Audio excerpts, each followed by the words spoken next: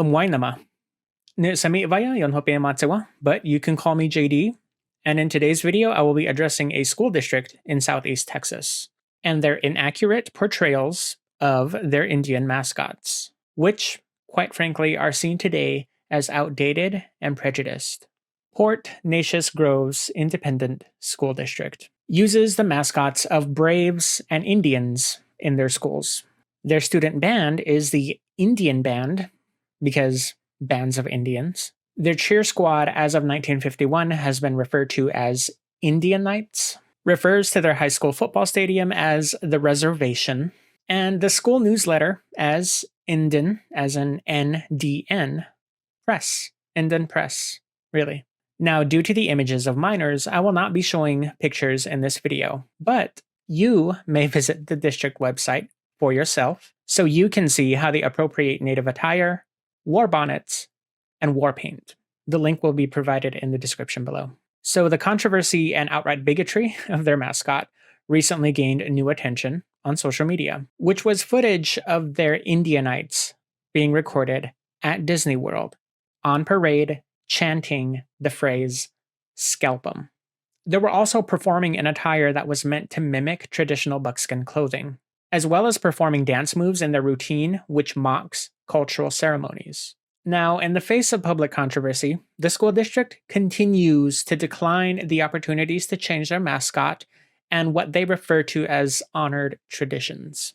The Cherokee Nation has also made a statement requesting that they discontinue the use of their mascot. But it's also worth noting that a former Cherokee council gave them their seal of approval in 1979, labeling them as ambassadors of goodwill. However, their current elected chief leader recently stated in 2020 that the mascot can perpetuate misconceptions of Native American culture and involves ideations of savagery, which only perpetuates harmful stereotypes and inaccurately depicts our culture. In response to their public backlash for their performance at Disney World, which I will also note was not their first performance at Disney World, the district has responded to emails and messages that have been received by those voicing their disapproval of student behavior that has been encouraged for so long. Part of their response email reads, "I am extremely proud of our students and the way they represented themselves and our traditions we have shared here at PNG for many generations,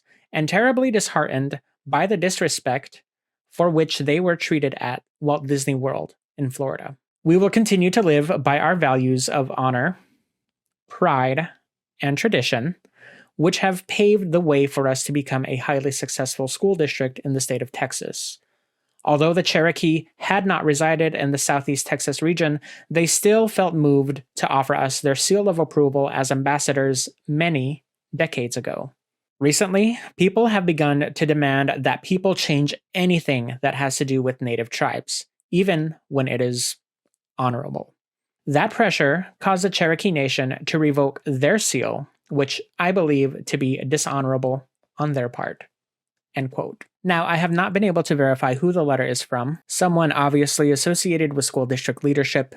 I don't know if it's the superintendent. I don't know if it is a school principal. This letter was shared via screenshot post on Instagram from another Indigenous account that I follow. But what is clear is that they are using the Trump playbook on this one. They see themselves as the victims. They are the ones being mistreated, and they are the ones being disrespected. You would also be surprised to know that Adidas, yep, that Adidas, has even offered to financially assist the district to change their mascot, even giving them design resources, which is something that, of course, the district refused and declined. So according to recent school data, their high school is less than 0.5%, less than half of a percent of their student body identify as Indigenous. A quarter of the school is Hispanic and just under 3% are biracial. When you have your student population as over 2/3 white, how do you begin to fathom what constitutes honorable behavior when you are portraying a culture of people inaccurately through outdated stereotypes and disdainful costumes and face paint? Where do you have the notion to call a tribal government entity dishonorable for realizing how you are portraying and appropriating Native people? If this was really about honor, you would listen. The Indigenous community and true allies have expressed our disappointment in your decision to continue the encouragement of these racial stereotypes and costumes being displayed by non native people. Let me be clear to those who still do not get how disrespectful these so called honored traditions are. Putting on a fake war bonnet, inaccurate portrayals of war paint, and mockingly performing whooping cries and chanting scalp 'em are no different than white people performing in blackface or putting on yellow makeup and squinting their eyes. Promoting such behaviors to children is not in alignment with your district's mission statement, which I will read now. The Port-Neches Groves Independent School District is committed to excellence in education. The combined efforts of the staff, students, parents, and community will provide a learning environment that ensures opportunities for all students to pursue lifelong learning and responsible, productive citizenship. You are being asked by a majority of people to be responsible citizens. Yet you label us as dishonorable for calling out your racism. Do you know what else was another Texas community tradition? Segregation. And from the tone in your response letter, it sounds like you would view that as being changed due to public pressure.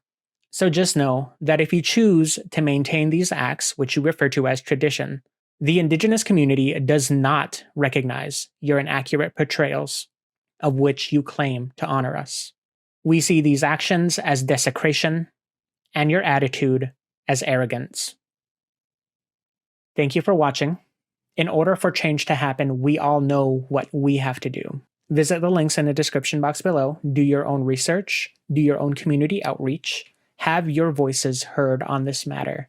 Umpas ningwa, nahong vita.